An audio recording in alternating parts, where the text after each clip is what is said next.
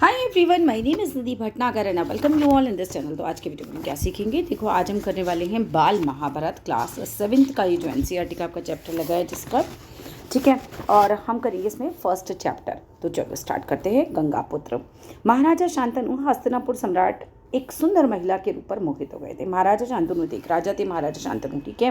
और वो हस्तिनापुर के राजा थे, सम्राट थे वहाँ के। और एक बहुत सुंदर महिला उन्होंने देखी और उन पर वो मोहित हो गए मतलब उनसे बहुत ज़्यादा अट्रैक्ट हो गए। एक युवती जिसे उन्होंने गंगा के किनारे देखा था, एक लड़की, युवती मीन्स कन्या, लड़की, उन्होंने उसे गंगा के किनारे देखा था। उसके बारे में केवल वे ही नहीं जानते थे कि उसका सौंदर्य अलौकिक था। अलौकिक मतलब इस संसार से अलग, बहुत ही सुंदर थी वो।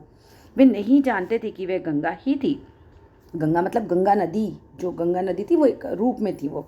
वे नहीं जानते थे कि वह ही गंगा थी जो एक सुंदरी के रूप में उनके सामने थी।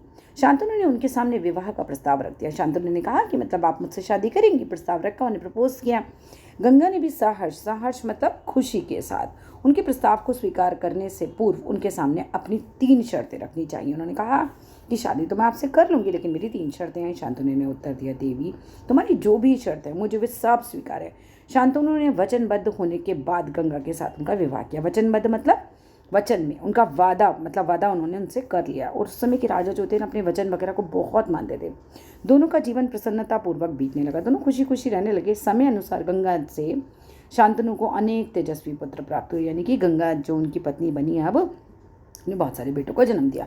परंतु खेद और आश्चर्य की बात यह थी, खेद की बात का मतलब क्या होता है, खेद मतलब दुख, दुख की बात यह थी, आश्चर्य की बात यह थी कि वह अपने पुत्रों को जीवित नहीं रहने देती थी। मतलब गंगा क्या करती थी, अपने बेटों को ले जाकर पानी में बहा देती थी।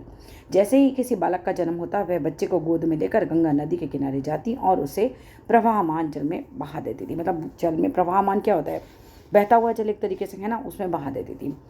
शांतनु गंगा के इस व्यवहार से दुखी थे और चकित भी थे, मतलब उन्हें बड़ा दुख भी हो रहा था और बहुत चौंक भी रहे थे। परंतु उन्होंने गंगा को जो वचन दिया था उसके कारण वे उनसे कुछ भी नहीं कह पाते थे। उन्होंने वचन दिया था कि तुम कुछ भी करोगे वो पूछूंगा नहीं।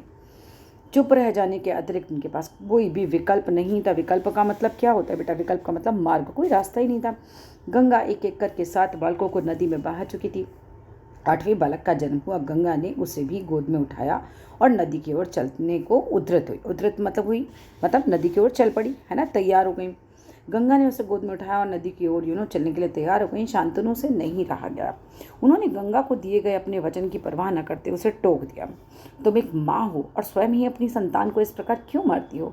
इस अबोध शिशुओं को मारना क्या तुम्हें शोभा देता है? अबोध, अबोध का मतलब क्या होता है, अबोध मीन्स भोला, ये भूला सा बच्चा, मतलब तुम क्यों मार रही हो अपनी औलादों को, ऐसे भूले बच्चों को?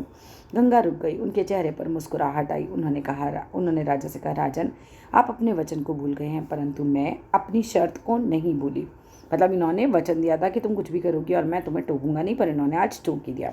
प्रतीत होता है कि आपको संतान से प्रेम है, मुझसे नहीं। अब वो कहते हैं कि भाई मुझे ऐसा लग रहा है कि आपको अपने बच्चे से ज़्यादा प्यार है ना, और मुझे ऐसा महसूस हो रहा है क्योंकि आपने मेरा वचन तोड़ दिया।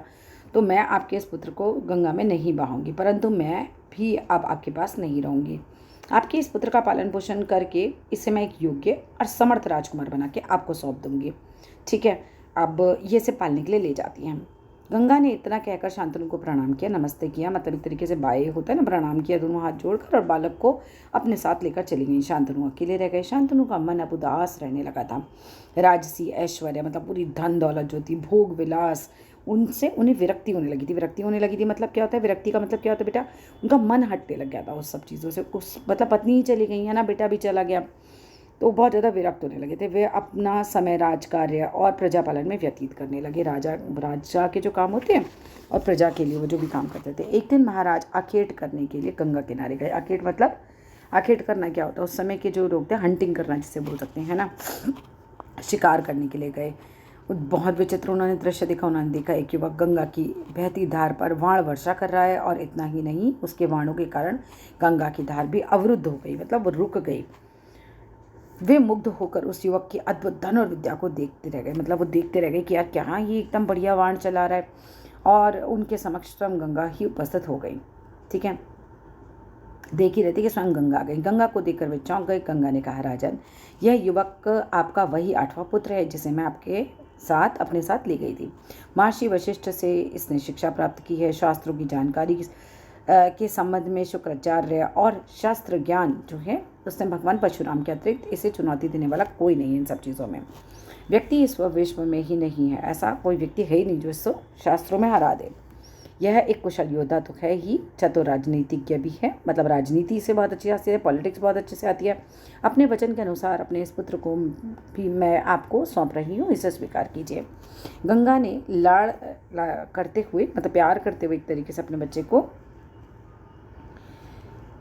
युवक का मस्तक चूमा और उसका हाथ शांतनु के हाथ में पकड़ा दिया। गंगा तिरोहित हो गई। तिरोहित का मतलब थकान उन्हें हो गई। तिरोहित मीन्स थकान होता है। यहाँ तो गायब ही हो गई एक तरीके से कालांतर में। बाद में कह सकते हैं देवव्रत नामक यह युवक भीष्म के नाम से विख्यात हुआ। चलो चैप्टर 2 भी पढ़ लेते हैं। आज क्या थी? भीष्म ने प्रतिज्ञा दी थी, जिसमें ये बच्चा भीष्म है, बाद में बड़ा होकर भीष्म के रूप में जाना गया। महाराजा शांतनु अत्यंत प्रसन्न थे। अब महाराज बहुत खुश थे, कम से कम बेटा तो आ गया। उन्हें इतना तेजस्वी पुत्र जो प्राप्त हुआ था। वे देवव्रत को लेकर अपनी राजधानी लौट आए। देवव्रत मतलब यही भीष्म जो बड़े हुए बाद में। देवव्रत के आचार व्यवहार, शौर्य और उनके गुणों के कारण प्रजा उनसे बहुत प्रेम करने लगी। देवव्रत बहुत अच्छे थे, मतलब उनका जो कहना चाहिए चाल चलन था सब बहुत अच्छा था। देवव्रत के आचार व्यवहार, शौर्य और उनके गुणों के कारण प्रजा उनसे बहुत प्रेम करने लगी थी। वह राज्य के गौरव का प्रतीक बन गया था। गौरव का प्रतीक मतलब निशानी बन गया था। इसी प्रकार 4 वर्ष का समय बीत गया। एक दिन शांतनु भ्रमण हेतु यमुना तट की ओर गए। भ्रमण मतलब घूमने के लिए ऐसे ही गए। वहाँ उन्होंने एक सुंदरी को देखा। अब ये गंगा से दूसरी स्त्री हैं, ठीक है। इनका नाम सत्यवती था। सत्यवती को देखकर शांतनु उनके सौंदर्य पर मोहित हो गए। अब की बार ये सत्यवती पर मोहित हो गए। उनके मन की विरक्ति जैसे तिरोहित हो गई, मतलब गायब ही हो गई बिल्कुल ही। वे सत्यवती से विवाह करके उसे अपनी पत्नी बनाना चाहते थे। उन्होंने सत्यवती के सामने अपनी इच्छा प्रकट की। सत्यवती ने कहा, महाराज मैं आपका प्रस्ताव से सहमत तो हूँ, परंतु इसके लिए आपको मेरे पिता से अनुमति लेनी पड़ेगी। मेरे पिता मल्लाहों के मुखिया हैं, ये नाव वाव चलाते थे, और उनकी अनुमति के बिना, उनकी परमिशन के बिना मेरा विवाह संभव नहीं है। महाराजा शांतनु सत्यवती के पिता से मिलने गए। उनके सामने अपना प्रस्ताव रखा। सत्यवती के पिता ने शांतनु के सामने एक शर्त रखी और कहा, महाराज मैं आपकी इच्छा अनुसार अपनी पुत्री का विवाह आपके साथ करने के लिए तैयार हूँ, परंतु आपने मुझे वचन देना होगा कि सत्यवती का पुत्र ही राज्य का उत्तराधिकारी बनेगा, मतलब राज्य का वारिस बनेगा, वही राजा बनेगा। सत्यवती के पिता की बात शांतनु को अस्वीकार्य लगी, मतलब उन्होंने कहा कि नहीं भाई, देवव्रत ही बनेगा, वो तो मेरा बड़ा बेटा है, मैं ऐसे कैसे बोल सकता हूँ। देवव्रत ने जैसे ही सक्षम और योग्य राजकुमार के अतिरिक्त किसी और को राज्य का उत्तराधिकारी कैसे बनाया जा सकता है।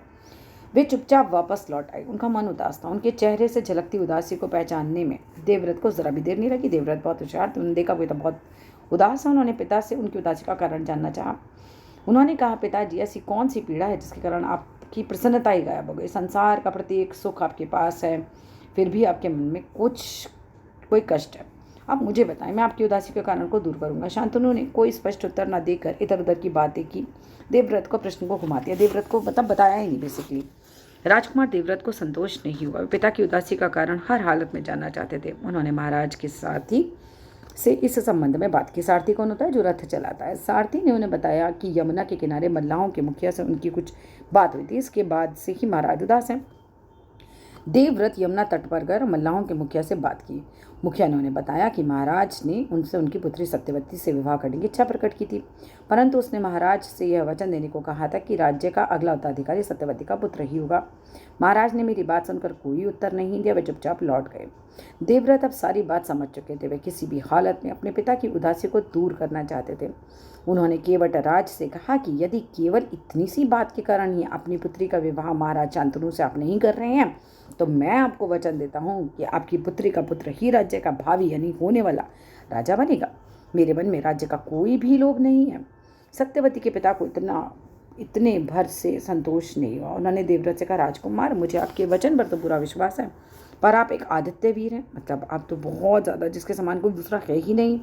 निश्चय ही आपकी संतान भी आपके समान ही वीर होगी। आपके मन में राज्य का लोभ होना हो, परंतु यही बात आपकी संतान के बारे में तो नहीं कही जा सकती। हो सकता है वो फिर कल को आ जाके राजा बनना चाहे।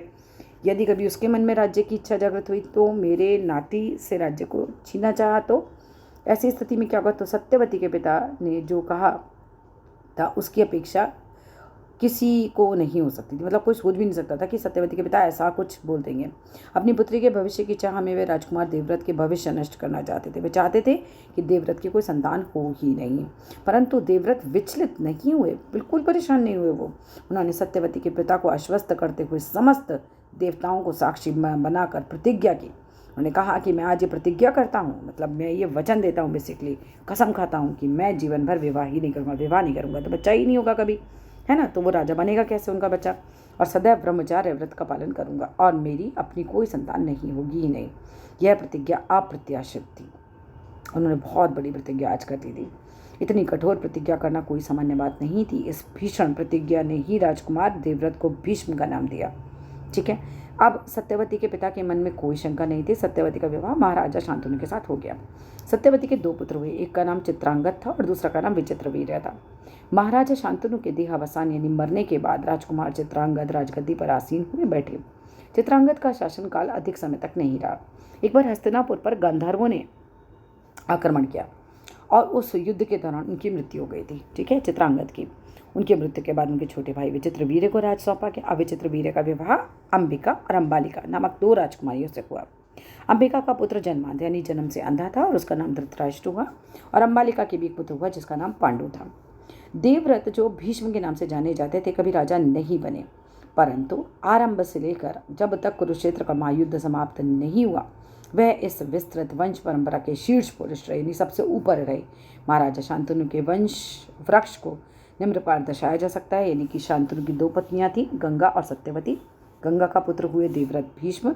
सत्यवती के 2 पुत्र हुए थे, चित्रांगद और विचित्रवीर्य। चित्रांगद तो मर ही गए थे, लेकिन फिर विचित्रवीर्य के 2 पत्नियां थीं, अंबिका और अंबालिका। अंबिका का बेटा धृतराष्ट्र जो कि अंधा हुआ और अंबालिका का पुत्र पांडु हुआ। ठीक है, that's all in this video. अच्छा लगे तो लाइक करना, शेयर करना, सब्सक्राइब करना। Thank you.